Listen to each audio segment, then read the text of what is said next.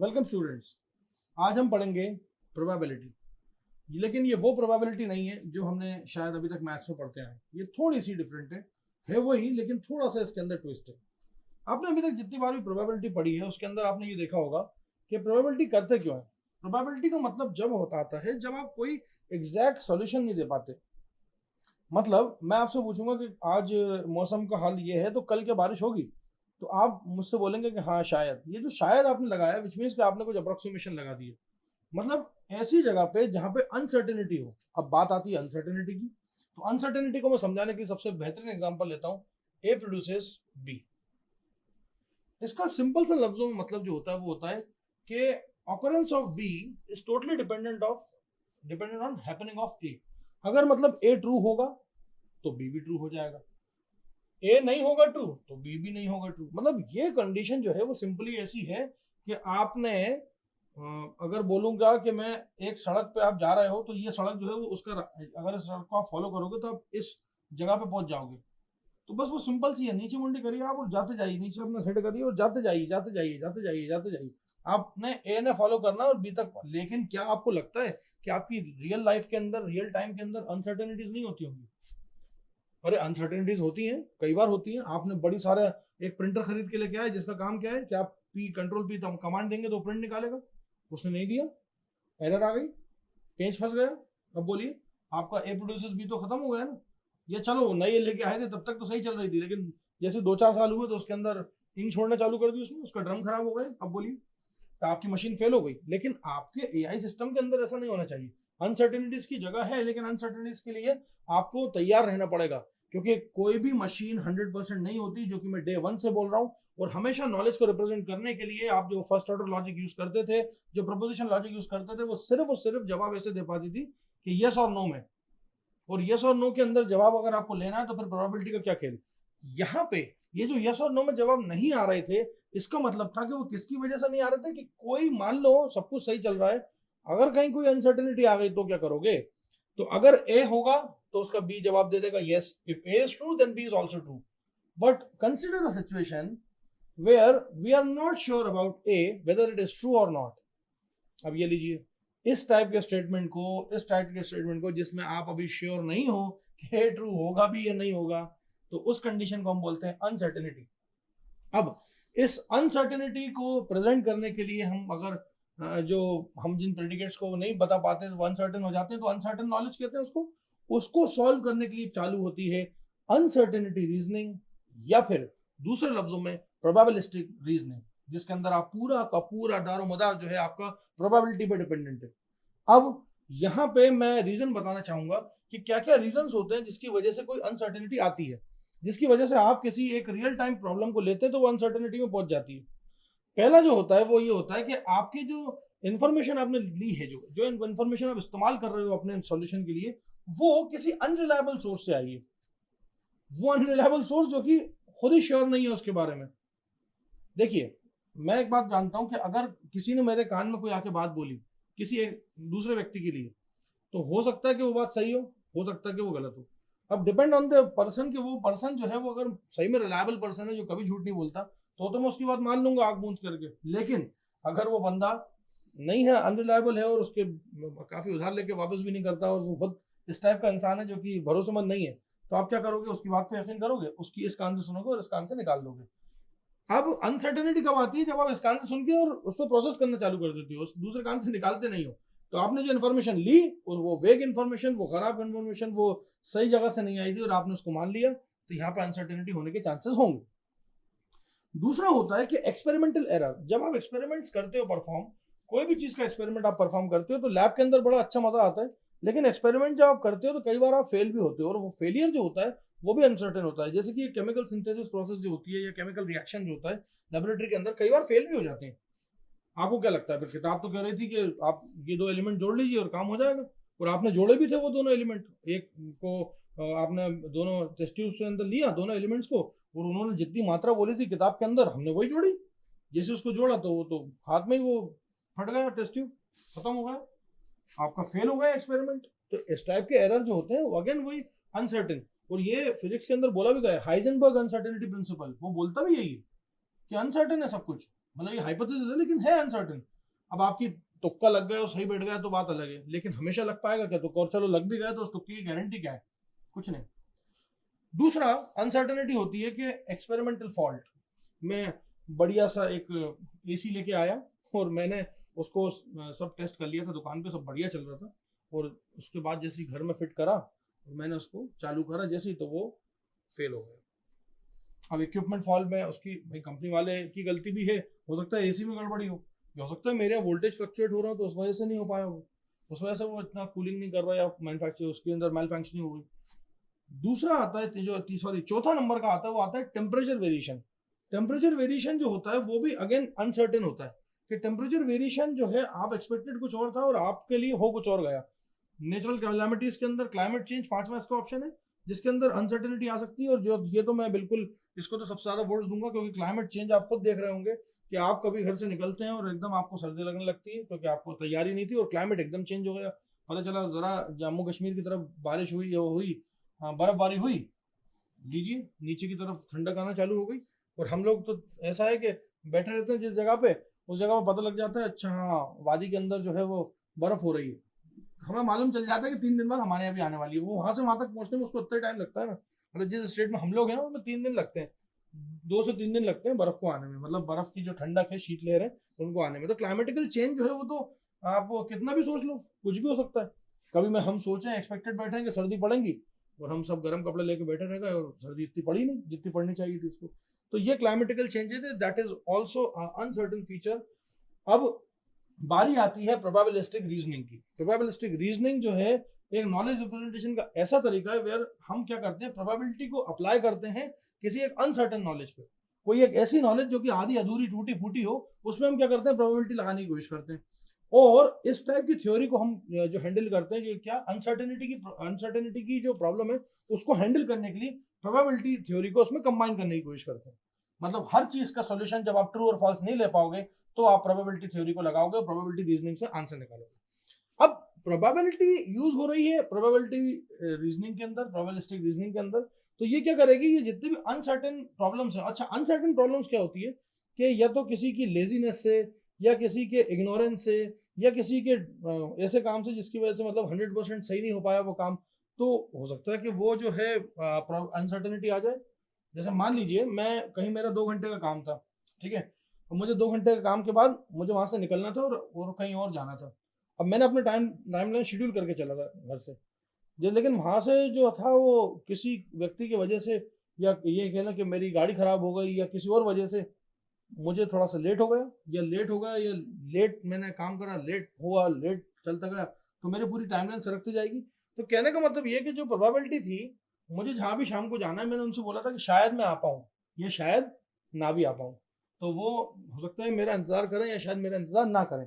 तो ये हो सकता है कि इसके अंदर एक फैक्टर नहीं होता, अनसर्टेनिटी के अंदर कई सारे फैक्टर्स हो सकते हैं एक बार में जिसकी वजह से अनसर्टेनिटी आती है। अब रियल लाइफ के अंदर आप देखें कि किस तरह से ये अनसर्टेनिटी अराइव होती है और कौन कौन सी प्रॉब्लम है जिनकी वजह से ये अनसर्टेनिटी आती है। जैसे कि मैं एक स्टेटमेंट देता हूं, इट विल रेन टुडे। ये एक बड़ा ही अनसर्टेन स्टेटमेंट है। आपको पता है इसके अंदर क्या खासियत है? इस स्टेटमेंट के अंदर खासियत ये है कि इट विल रेन टुडे, आज जो है वो बारिश होगी। अब देखिए मैं भगवान तो हूं नहीं कि मैंने कह दिया तो होगी, मान लीजिए नहीं हुई, क्या गारंटी उसकी? चलिए वो छोड़िए, आपके दोस्त ने आपसे पैसे लिए और आपसे बोल दिया कि मैं तेरे को 2 दिन में पैसे वापस कर दूंगा। वो 2 दिन में करने भी वाला था लेकिन क्या हुआ कि उसके पास फिर कुछ तंगी आ गई जिसकी वजह से उसने मतलब आपको फोन करा, वो बोला कि यार आज नहीं हो पाएंगे, और आपने तो उससे एक्सपेक्टेड था कि 2 दिन के बाद ही मुझे पैसे वापस देगा, तो उन पैसों को मुझे कहीं और यूज करना है, कुछ शॉपिंग करनी है जो भी। तो ये क्या है कि behaviour of someone in some other situations, ये भी एक अनसर्टेनिटी है। चलिए वो छोड़िए, 2 टीम्स आपस में मैच खेल रही हैं या 2 बॉक्सर्स आपस में लड़ रहे हैं, फाइट लड़ रहे हैं, तो वो भी अनसर्टेन है, कोई भी जीत सकता है। आप मुझे बताइए कि आपको पता रहता है कि कौन सी टीम आईपीएल के अंदर जीतेगी या वर्ल्ड कप में जीतेगी या कहाँ जो भी क्रिकेट के मैचेस हो रहे हैं, आपको पहले से पता होता है क्या? भाई सबको बराबर मौका मिलता है, सबके पास अपनी टीम चयन करने का पूरा पूरा मौका रहता है। आप अपनी कंट्री से बेस्ट खिलाड़ी लेके आइए, विकेट जो होता है सबको सेम मिलता है। अगर मान लीजिए ऑस्ट्रेलिया के पर्थ के विकेट पर अगर इंडिया खेल रही है तो ऑस्ट्रेलिया को भी उतना ही मौका मिलेगा, तो कोई बाद में रो नहीं सकता तो साहब हमें मौका नहीं मिला, हमारे साथ बेईमानी हो गई, ऐसा नहीं है। हाँ, लेकिन जीत की और हार की प्रोबेबिलिटी जो है वो 50-50 रहती है, भाई कोई भी जीत सकता है यार। अब आप देखेंगे आजकल जो आ रहा है गूगल पे, जब आप कोई मैच पे क्लिक करेंगे ना तो वो प्रोबेबिलिटी बताता है, winning percentage, win probability and loss probability के। अगर आपने देखा होगा एक बार बना हुआ आता है वहां पे, जैसा बार बना हुआ आता है 100% का, यहाँ पे जैसे मान लीजिए इंडिया है और यहाँ पे ऑस्ट्रेलिया है, अगर वो मैच इंडिया के पक्ष में जा रहा है, इंडिया में विराट कोहली ने सेंचुरी बना दी और सब कुछ, तो ऐसा कुछ बार बना हुआ आता है। यहाँ लिखा हुआ आता है 70% और यहाँ लिखा हुआ आता है बचे हुए 30%। और ये इतना डायनेमिक होता है ना, इतना डायनेमिक होता है कि जैसे विराट कोहली ने सैकड़ा बनाया तो यहाँ पे 70%, ठीक है ना, वो जैसे जैसे रन करता जाएगा बढ़ता है, जैसे ही उसको विकेट गिरा फटक से ही गिरना चालू हो जाएगा, क्योंकि आप भी जानते हो कि वो ऐसा की प्लेयर है कि अगर वो जिस टाइम पे उतरता है उस टाइम पे विकेट जैसे गिरता है और उसके पीछे 1-2 विकेट और गिर गए तो टीम का पूरा मनोबल डाउन हो सकता है। तो प्रोबेबिलिटी है, वो जैसे जैसे वो मैच आगे बढ़ता जाता है, कई बार तो मैंने ऐसा भी देखा है कि यहाँ पे लास्ट तक आ गए और इंडिया की प्रोबेबिलिटी 2% है और यहाँ पे प्रोबेबिलिटी जो है वो 98% आ गई, और वहीं पे लास्ट बॉल पे छक्का चाहिए था, प्लेयर ने लिया और 6 मार दिया। अब बोलिए, वो प्लेयर भी कौन था, 10th नंबर का कोई स्पिन बॉलर था। अब बोलिए, उम्मीद नहीं थी उससे, वो तो ऐसा लगता है कि बैट पे पकड़ना नहीं आता होगा उसको, लेकिन उसने मार दिया। तो प्रोबेबिलिटी जो है वो टाइम के साथ चेंज भी होती रहती है, तो इसलिए प्रोबेबिलिटी के लिए कोई आप एग्जैक्ट चीज दे ही नहीं सकते। हाँ, लेकिन ये है कि आप ये परसेंटेज जो है वो जब गूगल दे सकता है तो आप भी ले सकते हो उससे। खैर, हम अब बात करते हैं कि ये प्रोबेबिलिटी की जरूरत क्यों आने पड़ी है। प्रोबेबिलिटी जो एआई के अंदर हम यूज कर रहे हैं, और आप बिल्कुल निश्चिंत रहिए, मैं इसके न्यूमेरिकल इतने अच्छे से कराऊंगा कि आपको बिल्कुल एक एक चीज समझ में आएगी, एक एक लाइन समझ में आएगी, और जो जो मुश्किल मुश्किल टर्मिनोलॉजीज है मैं उसको इतना आसान तरीके से करके सिखा दूंगा कि आपको बिल्कुल प्रोबेबिलिटी आसान लगने लगेगी। इवन जो मैथ्स में भी प्रोबेबिलिटी आपने पढ़ी नहीं पढ़ी वो भी आपकी क्लियर हो जाएगी यहाँ पे। खैर, अब प्रोबेबिलिटी रीजनिंग की जरूरत हमें एआई में क्यों आन पड़ी, क्योंकि एआई के अंदर हमारे पास कई बार ऐसी प्रॉब्लम्स आती हैं जो कि जिनका आउटकम जो होता है बिल्कुल अनप्रिडिक्टेबल होता है। कई बार ऐसा होता है कि जो स्पेसिफिकेशन और पॉसिबिलिटीज हैं प्रेडिकेट्स की वो इतनी ज्यादा हो जाती हैं, वो हैंडलिंग करने का उसमें बहुत मुश्किल हो जाती है। मतलब आप किसी प्रेडिकेट के अंदर 4-5 कंडीशन डाल दीजिए, if it rains and the car is in open then car will be, अभी हमने 4-5 जो प्रेडिकेट डाले ना, उस प्रेडिकेट को क्या कर दिया आपने, हैवी लोडेड कर दिया, और वो प्रेडिकेट जो है वो पूरा रूल जो है वो एक भी चीज से, अगर एक भी चीज से इफेक्ट हुआ, इम्पैक्टफुल हुआ, तो वहीं पे क्या हो जाता है, वो फॉल्स स्टेटमेंट दिखाने लगता है। लेकिन ऐसा नहीं है, रियल लाइफ में ऐसा नहीं है। If it rains and car is in open then car will be wet, अरे बारिश हो रही है लेकिन हल्की हो रही है ना, तो कार पूरी तरह से गीली नहीं हुई। या ये कह लें कि if it rains and car is in open then car will be wet, क्या गारंटी है इस बात की, हो सकता है कार जो है वो आधी जो है वो किसी शेड में खड़ी हो और आधी नहीं खड़ी हो। अब बोलिए, आपकी कार पीछे से तो गीली हुई नहीं है, मतलब कार गीली हुई है लेकिन नहीं भी हुई। अब ये जो डिलेमा, ये जो ऐसी चीज की अनसर्टेनिटी आती है वो यही कहलाती है कि आपकी कार पूरी तरह से अभी गीली हुई है नहीं, और आप car will be wet. Car will be wet का मतलब क्या होता है कि it will be fully drenched in water, मतलब पूरी पानी में सराबोर हो चुकी है वो, लेकिन ऐसा नहीं है। अच्छा, कुछ अननोन एरर्स जो होते हैं किसी एक्सपेरिमेंट के दौरान, ये भी अनसर्टेन होते हैं।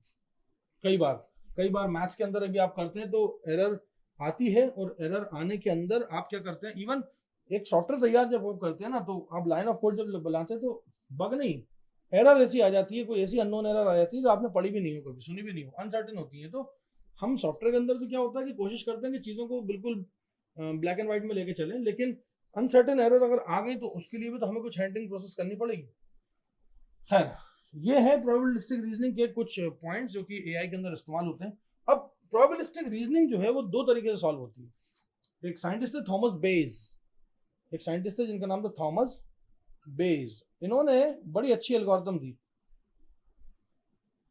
थॉमस बेज, इन्होंने बड़ी अच्छी एल्गोरिथम दी, बड़े अच्छे रूल्स बनाए, उसको बेज रूल बोला गया। और ये इतने फेमस साइंटिस्ट थे कि इनको मैथ्स के अंदर भी इतनी इज्जत मिलती है जितनी हम अभी दे रहे हैं, कि आर्टिफिशियल इंटेलिजेंस तक इनका इस्तेमाल किया गया। और इनकी जो रीजनिंग की टेक्निक थी, जो प्रोबेबिलिस्टिक रीजनिंग का फार्मूला इन्होंने दिया था, वो सदियों तक चलता चला आ रहा है और शायद सदियों तक चलता भी चला आएगा। मैं अभी थोड़ी देर में वो फार्मूला लिखूंगा भी, तो आप उस फार्मूले को याद कर लोगे और याद रहेगा आपको, क्योंकि आप पहले भी वो फार्मूला कहीं ना कहीं लिख चुके हो। तो प्रोबेबिलिस्टिक रीजनिंग के अंदर जो टर्म्स यूज करते हैं हम, वो बड़े कॉमन टर्म्स होते हैं, वो हमें अंडरस्टैंडेबिलिटी के लिए हम अभी इसको सीखेंगे कि प्रोबेबिलिस्टिक रीजनिंग के अंदर हम कौन कौन सी टर्मिनोलॉजीज को टेस्ट करते हैं, वो देखेंगे अभी हम। अब प्रोबेबिलिटी अगर समझना है तो उसके लिए प्रोबेबिलिस्टिक रीजनिंग समझने के लिए आपको कुछ टर्मिनोलॉजीज जो हैं वो ध्यान में रखनी पड़ेंगी। तो मैं एक एक करके वो टर्मिनोलॉजीज लिखता जाता हूँ और धीरे धीरे करके आपको पढ़ाता जाता हूँ। सबसे पहली टर्मिनोलॉजी जो है वो है प्रोबेबिलिटी इटसेल्फ। प्रोबेबिलिटी जो है, प्रोबेबिलिटी का अगर मैं सिंपल से लफ्जों में मतलब समझाऊंगा, प्रोबेबिलिटी,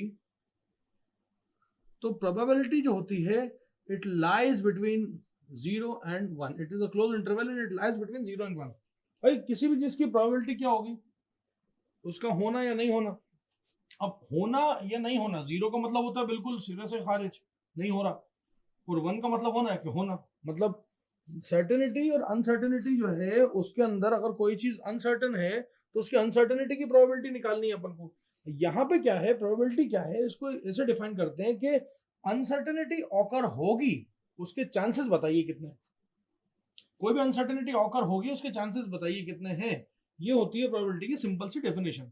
अब इसमें न्यूमेरिकल वाइज अगर इसको देखें, न्यूमेरिक वैल्यूज अगर प्रेस करेंगे तो उसको हम क्या बोलेंगे, इट लाइज बिटवीन 0 and 1। और वो 0 और 1 के बीच में क्या, 1 क्या रिप्रेजेंट करता है, 1 आइडल सिचुएशन रिप्रेजेंट करता है कि ठीक है 1 तो है मतलब सर्टन है, कोई दिक्कत नहीं, मतलब बारिश होने का बोला मैंने और बारिश हुई है तो वो क्या है, सर्टनिटी है। लेकिन अगर मैंने बारिश होने का बोला और बाहर बारिश नहीं हुई तो वो 0 हो जाएगा। या मैंने बोला बारिश होने का और वो हल्की फुल्की बारिश हुई तो भी फिर मैं बच गया, मतलब कुछ पॉइंट के परसेंटेज के हिसाब से। मतलब मैंने बारिश का बोला, आप बाहर निकले, अगर आप बाहर निकले और बारिश वाकई में बहुत मूसलाधार हो रही है तो आप मेरी बात का यकीन करोगे, और ये बात कोई अनसर्टेन नहीं है क्योंकि मैंने बोल रखा था आपसे पहले से ही। दूसरा, मैंने बोला कि बारिश हो रही है और आप बाहर निकले और धूप निकल रही थी तो मेरी बात जो है वो सिरे से खारिज हो गई, इसका मतलब अनसर्टेनिटी प्रूव हो गई। और मान लीजिए ऐसा नहीं हुआ, 50-50% कुछ हुआ तो मेरे 0.5 आएगी वैल्यू, जिसमें आप मेरी बात पे अब है ना पूरा तो यकीन नहीं करोगे लेकिन पूरा सिरे से खारिज भी नहीं करोगे, मतलब मेरी बात को इग्नोर भी नहीं करोगे। तो हाँ ठीक है, आप मान लोगे, मेरे को सजेशन में रखोगे। अब प्रोबेबिलिटी की अगर मैं सिंपल सी डेफिनेशन लूं तो पी ए जो होता है, probability at A, probability at event A, मतलब कोई ए नाम का इवेंट है, उसको ऐसा बोलेंगे हम कि इट लाइज बिटवीन 0 and 1। जहां पे पी ए की वैल्यू अगर 0 हो जाती है कहीं गलती से, पी ए की वैल्यू अगर कहीं 0 हो जाती है तो टोटल अनसर्टेनिटी, इसको क्या बोलते हैं, टोटल अनसर्टेनिटी।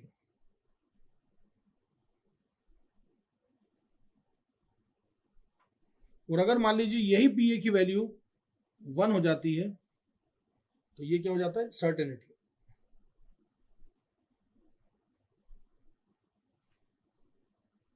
अब यहां पे जो अगर मैं बोलूं कि अनसर्टेनिटी की तरफ हम अगर जाएं तो अनसर्टेनिटी फाइंड आउट करने का फार्मूला क्या होगा, तो अनसर्टेनिटी फाइंड आउट करने का फार्मूला होता है कि आप पहले ऑकरेंस की प्रोबेबिलिटी निकाल लीजिए।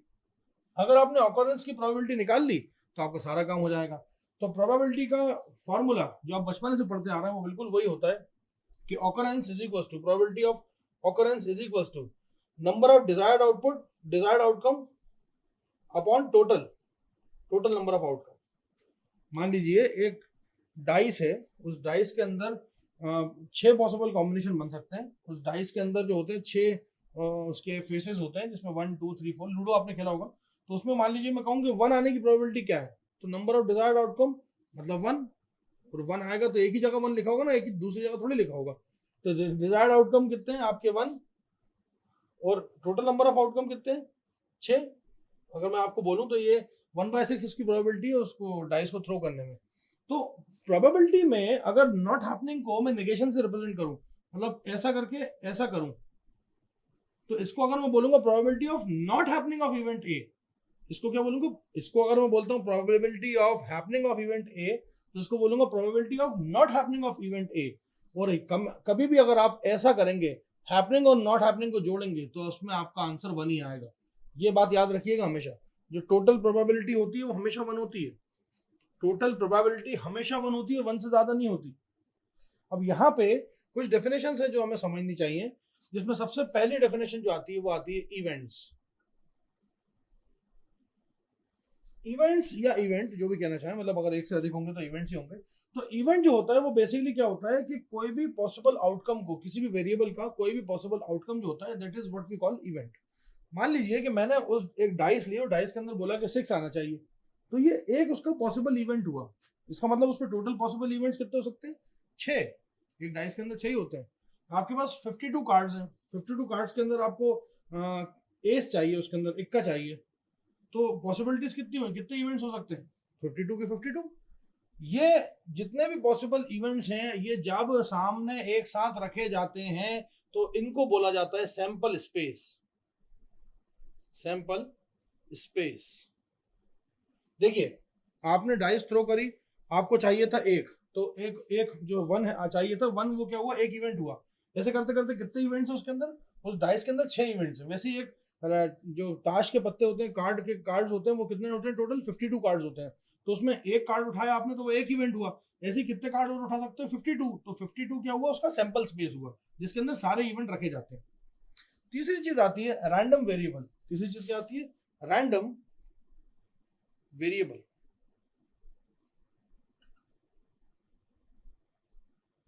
Random variable. रैंडम वेरिएबल क्या होता है? रैंडम वेरिएबल हमेशा इवेंट्स और ऑब्जेक्ट्स को रिप्रेजेंट करने में काम आता है। रैंडम वेरिएबल को इसलिए भी एक तरह से रिप्रेजेंट करते हैं क्योंकि रियल टाइम प्रॉब्लम जो होती है वो ऐसे ही होती है। जैसे मान लीजिए कि मैंने वो डाइस को लिया और डाइस को थ्रो किया। अब डाइस को जब थ्रो किया तो पॉसिबिलिटी क्या है? कुछ भी आ सकता है, और कुछ भी आ सकता है तो वो कुछ भी जो है वो रैंडम है। और वो रैंडम वेरिएबल जो है वो बेसिकली क्या है कि उस ऑब्जेक्ट, उस डाइस और पर्टिकुलर जो भी उसके अंदर आएगा, जैसे मान लो 2 आ गया, मुझे 2 नहीं चाहिए था, तो वो क्या है? वो इवेंट है। वो जो 2 है ना, जो डाइस पे आया, वो है इवेंट, और ऑब्जेक्ट क्या है? डाइस है। तो ये जो दोनों चीजें मिलके हैं वो रैंडम वेरिएबल्स जो होते हैं वो उसमें मदद करते हैं कि कोई भी ऑब्जेक्ट के किसी भी इवेंट को डिपिक्ट करता है रैंडम वेरिएबल उस पर्टिकुलर मोमेंट ऑफ टाइम पे। उसके बाद होती है prior probability. Prior prior probability तो वैसी होती है जैसे कि आपने क्या किया कि कोई इवेंट है, उससे स्टार्ट होने से पहले ही बोल दिया। जैसे मैच स्टार्ट हुआ और आपने क्या किया, पहले ही बोल दिया कि साहब इंडिया जीतेगी। क्यों? आपकी फेवरेट टीम पे आपने उठा के बोल दिया, या जो भी आपकी मैच रही हो, कैलकुलेशन रहा हो कि साहब कौन कौन इस टाइम खेल रहा है टीम में, आपने क्या किया, प्रोबेबिलिटी का एक परसेंटेज पहले से दे दिया। ये देख लीजिएगा, अभी आप अगर अपना मोबाइल फोन यूज कर रहे होंगे ना, तो देखिएगा अगर कोई मैचेस चल रहे होंगे तो उसमें विन प्रोबेबिलिटी मैच शुरू होने से पहले बता दी जाती है। मतलब ये एक एआई इंजन ऐसा है जो कि क्या करता है, उन प्लेयर्स की मौजूदा हालत की रेटिंग। अब जैसे मान लीजिए कि इंडिया का मैच हो रहा हो, अब इंडिया इतनी बड़ी टीम है, महान टीम है, और इंडिया का मैच हो रहा हो अगर मान लीजिए कीनिया से या बरमूडा से हो रहा हो, या कोई ऐसी टीम से हो रहा हो जो कि बहुत कम क्रिकेट खेलती है, और या क्रिकेटिंग नेशन ही नहीं है वो, तो कहने का मतलब ये है कि वहां पे विन प्रोबेबिलिटी इंडिया की ज्यादा ही होनी चाहिए ना। ये 50-50% से शुरू करें, 50-50% से शुरू करेंगे तो इसका मतलब क्या है, हमें शुरुआत ही 50% से करनी पड़ेगी। अरे ऐसी टीमों को तो इंडिया मतलब आराम से हरा सकती है। तो ऐसे टाइम पे हाँ, लेकिन अगर वहीं इंडिया का ऑस्ट्रेलिया से मैच होगा, या न्यूजीलैंड से मैच होगा, या साउथ अफ्रीका से मैच होगा, तो ये चीज इतनी आसान नहीं होगी कि इंडिया का विनिंग परसेंटेज शुरुआत में 90% दिखा रहा है, ऐसा नहीं है। और रही बात ऐसी, ये प्रायर प्रोबेबिलिटी जो होती है ये कई कई जगह सही भी होती है, लेकिन इसमें भी बात वही आती है ना कि आपकी इंफॉर्मेशन का सोर्स क्या है। प्रायर प्रोबेबिलिटी हमेशा इवेंट शुरू होने से पहले यूज की जाती है। तो इवेंट खत्म होने के बाद क्या करते हैं, पोस्टीरियर प्रोबेबिलिटी।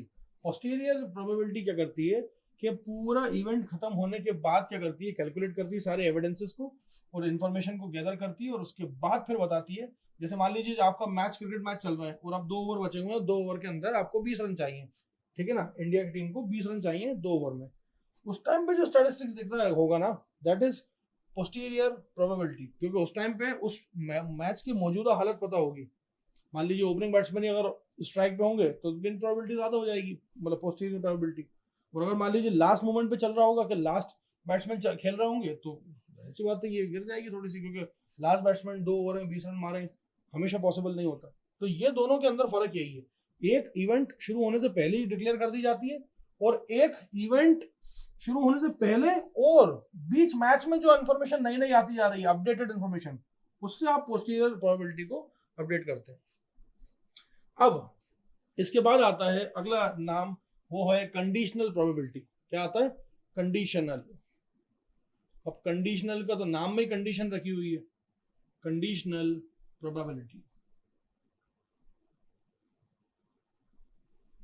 कंडीशनल प्रोबेबिलिटी जो होती है ना, बेसिकली क्या होती है कि किसी भी इवेंट और 2 इवेंट के बीच में निकाली जाती है। और एक इवेंट मान लीजिए हो चुका है, उसके बाद कोई दूसरा इवेंट हो रहा है, तो निकाली जाती है। अब देखिए, जैसे मान लीजिए मैंने खाना खाया, ठीक है, ये एक इवेंट था, खाना मैंने अच्छे से खा लिया, मेरा पेट भर चुका है, और अब इसमें दो बातें होती हैं, या तो मैंने खाना जो खाया वो शायद इतना मजे का नहीं था, या इतना ज्यादा नहीं खाया मैंने, या मेरे को इतनी भूख नहीं थी तो मैंने कम खाया था, उसके बाद 1 घंटे बाद कोई, आधे घंटे बाद कोई कुछ लेके आया तो मैं उसको एक्सेप्ट कर लूंगा शायद। लेकिन अगर मैंने खाना अच्छे से खाया तो इसको एक्सेप्ट नहीं करूंगा और बोल दूंगा कि यार अभी तो मैंने खाना खा लिया। तो एक इवेंट वो है जिसमें मैंने खाना खा चुका हूँ, या तो कम खाया या ज्यादा खाया, कम क्यों खाया मुझे नहीं पता, रीजन उसके बहुत सारे हो सकते हैं, ज्यादा क्यों खाया उसके भी रीजन बहुत सारे हो सकते हैं। अब दूसरी बार आधे घंटे बाद जो दूसरी बार कोई मेरे लिए कुछ लेके आया, कुछ खाने की आइटम लेके आया, तो मैं उसको मना कर दूंगा, ऑब्वियसली बात है मना कर दूंगा कि नहीं यार मेरा पेट भरा हुआ है। तो वो जो लेके आया ना, दैट इज इवेंट, एक बी नाम दे दिया उसको, और ये नाम दे दिया इवेंट ए। ए पहले हुआ था, बी बाद में हुआ था, ठीक। अब इसमें दो बातें हो रही हैं कि ए के होने के बाद बी कितना होता है। अगर ए कम हुआ है, मतलब मैंने कम खाना खाया था, तो जाहिर सी बात है मैं बी में ज्यादा खाऊंगा और अपनी खुराक जो है पूरी करूंगा, अपना पेट जो है उससे भरूंगा।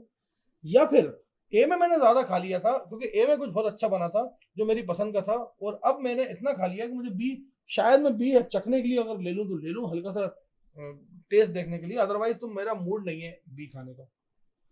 बोलिए, ये इवेंट समझ में आया? ये इवेंट जो है ना, ये कंडीशनल प्रोबेबिलिटी के अंदर आता है। Conditional probability is a probability of occurring an event when another event is already happened. अगर कोई एक इवेंट ऑलरेडी हो चुका है, उसके बाद जो दूसरा इवेंट है उसकी क्या प्रोबेबिलिटी है कि वो कितना, मतलब अगर ए को मैं खाने नंबर 1 बोलता हूं, तो बी जो है या तो वो ज्यादा होगा या कम होगा। और बी की प्रोबेबिलिटी को गिनना ही क्या है, कंडीशनल प्रोबेबिलिटी, कि ए ऑलरेडी हो चुका है, ए जो है वो ऑलरेडी हो चुका है, ए का टाइम खत्म, ए की प्रोबेबिलिटी नहीं गिन रहे आप बी की प्रोबेबिलिटी गिन रहे हो क्योंकि बी बाद में आया। और बी जो आया तो उसके अंदर या तो मैं बी को 10% खाऊंगा, या हो सकता है 20 खाऊं या 30 खाऊं, हो सकता है ए में मैंने खाना खाया ही नहीं हो ढंग से तो बी को ही खाऊं फिर मैं, तो बी की 100% भी हो सकती है। That is what we call conditional probability, जिसके अंदर अब डिपेंडेंसी जो होती है वो पूरी किस पे रहती है, जो पहले हो चुका इवेंट उस पर। मान लीजिए हम कैलकुलेट कर रहे हैं ए इवेंट को, और बी इवेंट ऑलरेडी हो चुका है, हम इसका उल्टा चलते हैं कि बी इवेंट जो था वो ऑलरेडी हो चुका था। अब हम कैलकुलेट किसको करने खड़े हुए, ए को खड़े हुए। तो अब जो आप ए को कैलकुलेट करोगे वो किसकी छत्र छाया में करोगे, बी की। तो मतलब जो इवेंट हो चुका होता है उसकी छत्र छाया में आप दूसरे वाले इवेंट को कैलकुलेट करते हो। मान लीजिए दो इवेंट अगर मैं लेता हूँ 1 और 2, 1 पहले प्रोसेस हुआ और 1 पहले पहले प्रोसेस हुआ, उसके बाद 2 आया, तो अब 2 की प्रोबेबिलिटी डिपेंडेंट किस पे होगी, 1 पे, कि जितना 1 हुआ होगा उसके बाद हमारा हिस्सा है। शायद मेरे ख्याल से ऐसा का ऐसी एक एग्जांपल मैं और देता हूँ। मान लीजिए 50 ओवर्स का मैच है और ओपनिंग बैट्समैन की पार्टनरशिप जो है वो चलती चली गई, 30 ओवर तक खेला उन्होंने। अब बताइए जो रेस्ट ऑफ द 9 प्लेयर हैं, जो 10 में 11 में से 2 गए, बचा 9 प्लेयर्स हैं, उनको बैटिंग कितनी मिलेगी, 20 ओवर। और ये 20 क्यों मिलेगी, क्योंकि वो जो ओपनिंग प्लेयर था ना उसने ही 30 ओवर खेल के गए, वो दोनों एक एक बॉल में आउट हो गए उसके बाद। अब ये जो नए खिलाड़ी आए हैं, खिलाड़ी नंबर 3, 4, 5, 6, 7, 8, 9, 10, 11, इनको कुल मिला के T20 मैच खेलना पड़ेगा, क्योंकि इनके लिए तो 20 ही ओवर बचे ना। हाँ, वो बात अलग है कि वो दोनों खिलाड़ी जो अगर मान लो पहले पहले बॉल में आउट हो जाते हैं, तो जो नंबर 3, नंबर 4 बैट्समैन है जिनको थोड़ा रुक के आना पड़ता है, बॉल पुरानी होने, वो उन्हें नई नई बॉल खेलनी पड़ती, क्यों, क्योंकि वो तो 2 ही बॉल में आउट हुआ ना, कई बार मैचेस में होता है ऐसा। तो इवेंट जो है जो पहले हुआ वो अपना हो के चला जाता है, और पीछे से जो इवेंट आता है ना वो उस पर दारोमदार टिका होता है कि पहले इवेंट का कितना हुआ है पोर्शन, उसके हिसाब से। ऐसा ही आगे भी मेरे ख्याल से बैट्समैन नंबर 3 और 4 आउट हो जाएंगे अगर, तो वही अगर जल्दी आउट हो गए तो 5 और 6 का नंबर पहले आ जाएगा। अगर वो देर में आउट हुए, हो सकता है पारी खत्म हो गई, उनने पारी पूरे 50 ओवर ही खेल के आए, तो आपके जो बाकी के खिलाड़ी हैं 5, 6, 7, 8, 9, 10, 11 तक उनकी बैटिंग ही नहीं आएगी, वो पैड्स ही नहीं मानेंगे। तो ये होता है कंडीशनल प्रोबेबिलिटी, जो कि एक इवेंट होने के बाद जो दूसरा इवेंट होता है उसकी चेक की जाती है।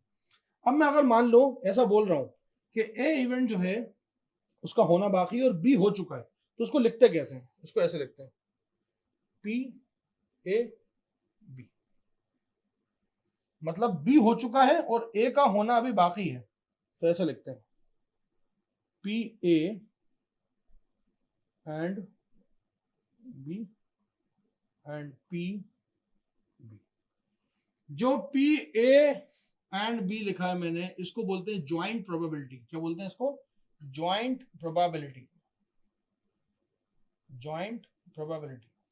और इसको बोलते हैं बी की मार्जिनल प्रोबेबिलिटी। क्या बोलते हैं? बी की marginal probability. PB is probability of B. Simple सा लोगों में हिंदी मतलब अगर आप इंग्लिश में से देखेंगे तो PB is probability of B, marginal, simple. A and B दोनों की ज्वाइंट, और ए अपॉन बी इस टाइप से लिखा हुआ अगर कहीं तो इसका मतलब एक बात याद रखना, ये ऑलरेडी डन, ये हो चुका है, और ये अभी क्या है, ये चल रहा है, इसी के तो निकाल रहे हो आप करंट। मैंने आपकी याददाश्त के लिए लिख दिया, मैं इसको आगे चेंज भी कर दूंगा तो आपको पता होना चाहिए। खैर, अगर मान लीजिए ऐसा नहीं होता, इसका उल्टा होता कि ए हो चुका होता और बी की प्रोबेबिलिटी टेस्ट करनी होती, तो फॉर्मूला क्या होता है? बी की फॉर्मूला ये देखिए, फॉर्मूला चेंज करता हूं, पी बी बाय ए, ऐसा करके लिखो, वो बाय अपॉन नहीं है, वो एक्चुअल में सीधी डंडी है, और पी ए एंड बी, ये तो वैसा का वैसा ही है, लेकिन नीचे की तरफ जहां पर पी बी था वहां पे अब आ जाएगा पी ए। मतलब आप किसके रिस्पेक्ट में कर रहे हो? ए के रिस्पेक्ट में कर रहे हो ना, ए पूरा हो चुका है तो ए की मार्जिनल जो है प्रोबेबिलिटी वो निकाल चुके हो आप, और बी के भी निकालना बाकी है, तो इस फॉर्मूले से आंसर आ जाएगा।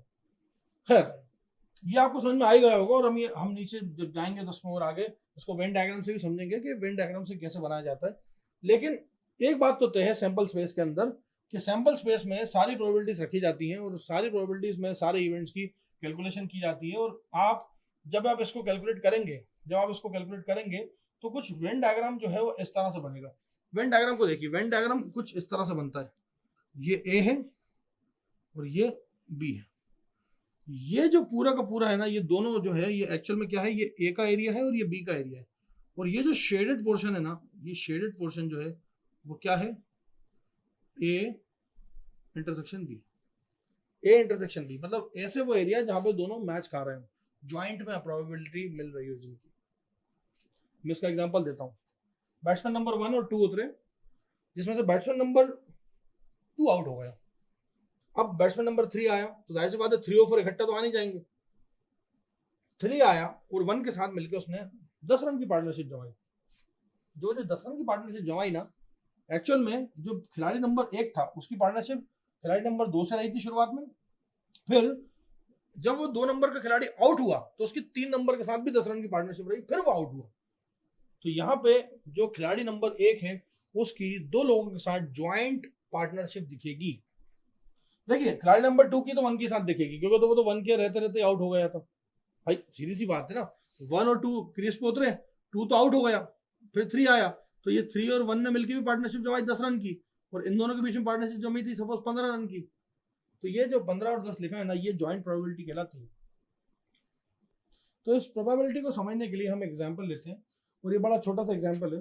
एग्जाम्पल कुछ इस प्रकार से है कि यहाँ पे एक क्लास है, और उस क्लास के अंदर कुछ बच्चे हैं, उन बच्चों में से 70% बच्चे वो हैं जो कि इंग्लिश को पसंद करते हैं, इंग्लिश को पढ़ना पसंद करते हैं, और 40% बच्चे वो हैं जिन्हें इंग्लिश और मैथमेटिक्स दोनों पसंद है। लेकिन आपको निकालना क्या है, आपको परसेंटेज निकालना है उन बच्चों का जिन्हें इंग्लिश तो 100% पसंद है ही, साथ ही साथ मैथ भी पसंद है। अब देखिए, दोनों बातों में फर्क है, मतलब इंग्लिश पसंद है मतलब इंग्लिश उनकी टॉप प्रायोरिटी, और मैथ जो है वो उनकी उसके बाद उन्हें मैथ्स पसंद है, मतलब इंग्लिश पढ़ने के बाद। 70% वो है जिनको प्योरली इंग्लिश पसंद है, 40% वो है जिनको दोनों पसंद है। तो अब हमें निकालना है परसेंटेज ऑफ स्टूडेंट जिनको ये वाला इंग्लिश पहले पसंद होती हो, और इंग्लिश के सिलेबस खत्म करने के बाद ही वो मैथ्स उठाते हैं। तो अगर मैं बात करूं कि मैं 2 इवेंट ले लेता हूं, एक इवेंट ए ले लेता हूं और एक इवेंट बी ले लेता हूं।